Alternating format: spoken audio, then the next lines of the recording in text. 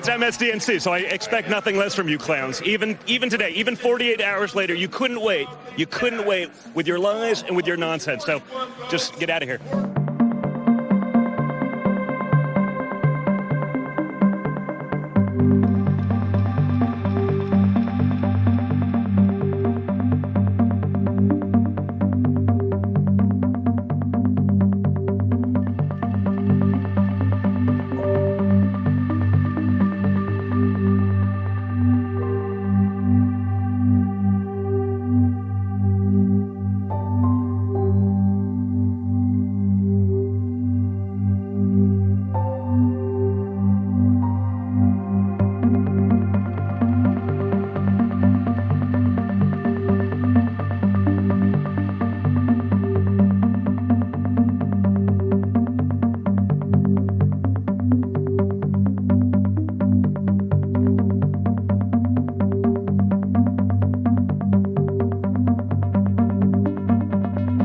What is that change going to look like, Don? What practically, your father as president, I think you would even say, was a divisive figure. What's it going to look like in the second term?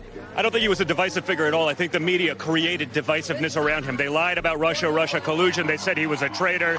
They went after him in every which way as possible. If the media actually starts being an honest broker, talking about the things that he did, the prosperity he brought, the peace deals that he signed around the world, rather than the disaster that we're living right now, I think you'd do everyone in the country a big favor. I know immigration's important to him. I covered the family separation crisis closely. Will we continue to see policies like separating 5,000 children deliberately from their parents? You mean the Obama administration? You know they didn't do that, sir. Okay, sure. Will there be a second family separation policy? It's MSDNC, so I expect nothing less from you clowns. Even today, even 48 hours later, you couldn't wait. You couldn't wait with your lies and with your nonsense. So just get out of here.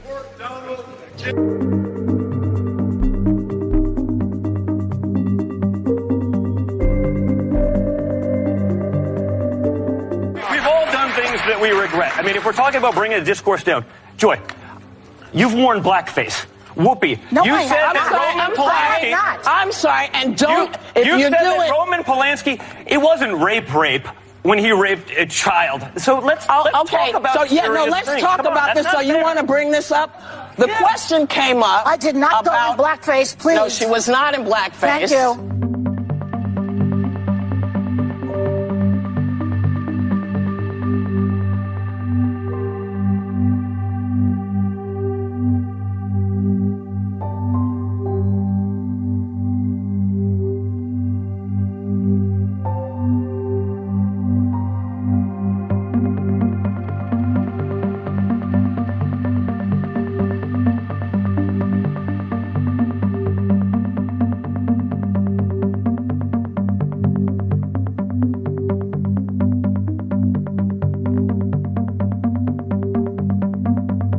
The 45th and soon-to-be 47th President of the United States, Donald John Trump!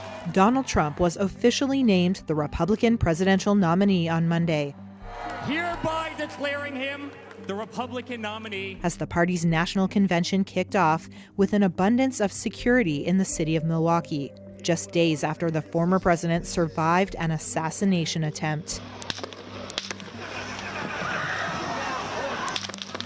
Attendees on Monday said the attempt on Trump's life had energized his supporters. The assassination attempt on Trump has solidified everybody. It's unified the party. It's coalesced around him, in my opinion, and they're energized and ready to reelect him. We're thanking God that President Trump, survived the assassination, and I think if this is doing anything, it's really galvanizing everyone behind him. Not only people who've been supporters for a long time, but people who maybe were on the fence. Meanwhile, protesters from opposing groups raised their voices a few blocks from the venue, carrying signs, including ones that said, "Ballots, not bullets." It's not one issue. There's LGBTQ issues, we have racist issues, we have the genocide happening in Gaza right now. All of these things that will only perpetuate or get worse under GOP leadership. The RNC comes at a tense moment in U.S. history, which President Joe Biden addressed Sunday night. You know, the political record in this country has gotten very heated. It's time to cool it down. Some pro-Trump commentators predicted more violence after Saturday's shooting in Pennsylvania. a senior member of the Proud Boys, the violent all-male extremist group that led the January 6th storming of Congress, said the group would show up at the Republican National Convention, which culminates with a speech by Trump on Thursday.